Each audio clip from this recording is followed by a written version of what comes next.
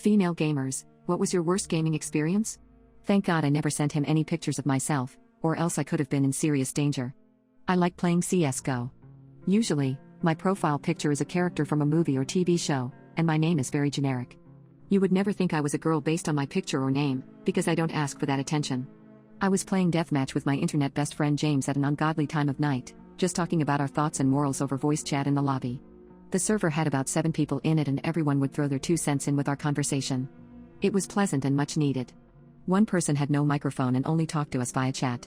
He told James and I have never wanted to be friends with someone over this game before, so badly. Will you guys add me? I promise I'll have a mic tomorrow. I was a lonely person back then, so I accepted his friend request. His name was David. James and I played CS:GO deathmatch nightly, just talking about all sorts of things. For 4 days straight, David would join us without an invite. We found it odd he would join us because he mentioned how strict he is with himself about being on a tight schedule and how dedicated he is to school. Because of this, we never invited him to our games. Funnily enough, David got upset that we didn't invite him to death matches, even though he told us he was focused on school and we only played late at night.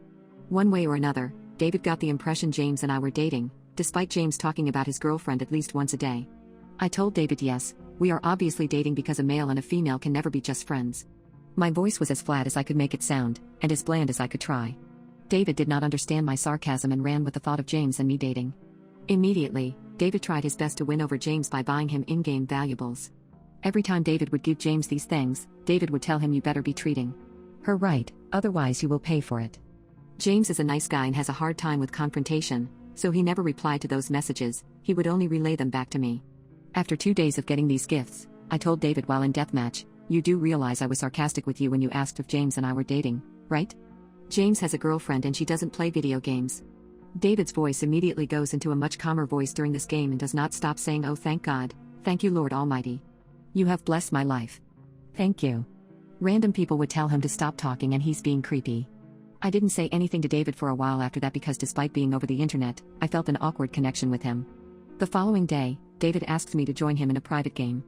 I have immense anxiety being alone with someone, no matter the circumstances. I simply tell David no thank you, but thanks for the offer. David tries to call me over voice, and I get a weird nervous feeling.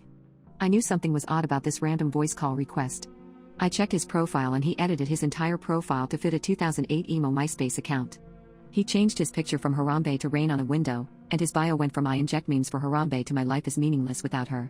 That was one of the most bizarre things I saw unfold in front of me over a video game. He explained to me that he wanted to play a private game with just me so he could plan a meetup with me and go get some coffee.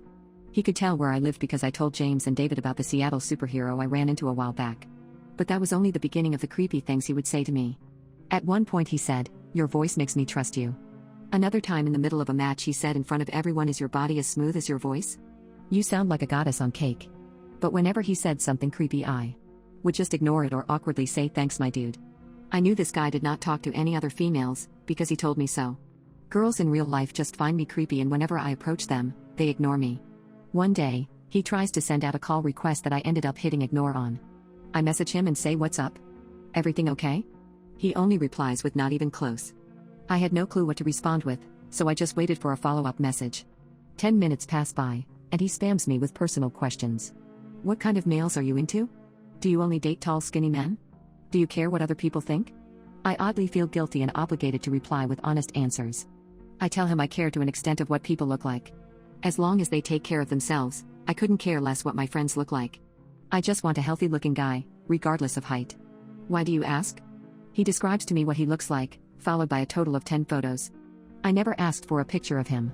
It never crossed my mind to ask him what he looks like. He asks me all sorts of questions.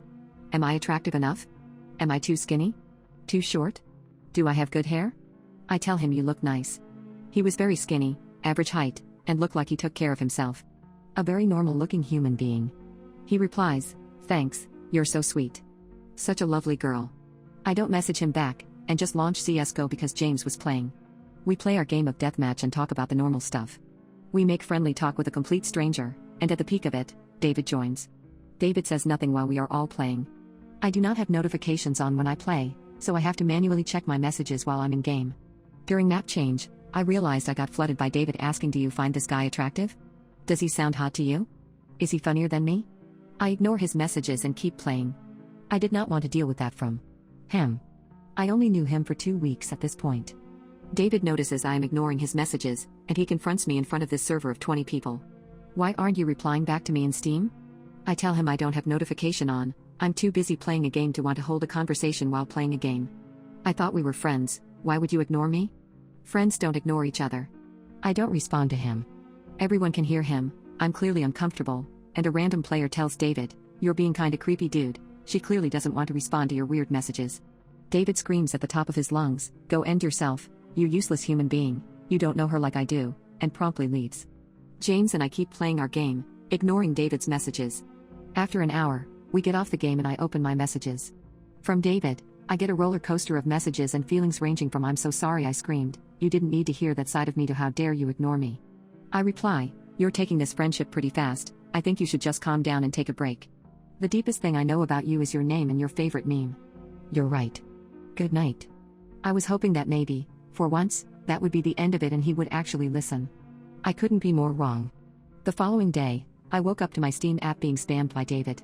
"I need you, I'm at the hospital."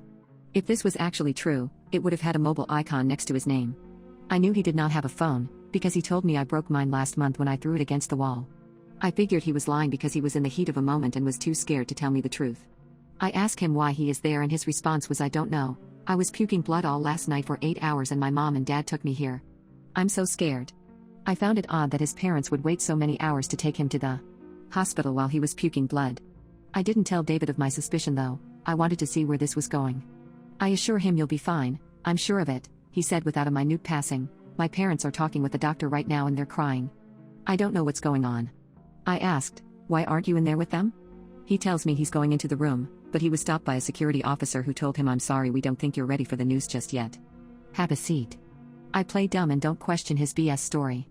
It won't do you good to get worried about something you can't control. He spams me with broken sentences. I understand when people are crying, it can be hard to see what you're typing, but he told me many times before, "I've been hurt so bad before, I can't even cry. I didn't even cry when my brother died." Again, I didn't question his story.